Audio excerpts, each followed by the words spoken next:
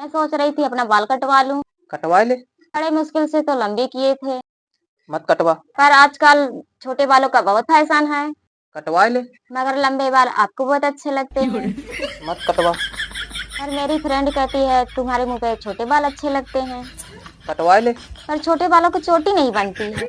मत कटवा। सोच रही हूँ एक बार तजुर्बा करके देख लूं। कटवा ले। लेकिन खराब हो गए तो? मत कटवा।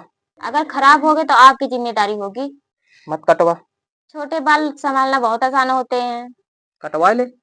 मगर डर लगता है कहीं खराब ना हो जाए। मत कटवा। मैंने सोच लिया अब कटवा ही लूं। कटवा ले। तो फिर कब चलें? मत कटवा। मैं अपनी मम्मी के यहाँ जाने के लिए बोल रही हूँ। कटवा ले। अरे आप सुन ही रहे हो, क्या कह रहे हो? मत कटवा। अरे आपकी तबीयत ठीक है? कहीं पागल तो नहीं हो गए हो? कटवा ले। मत कटवा। कटवा ले।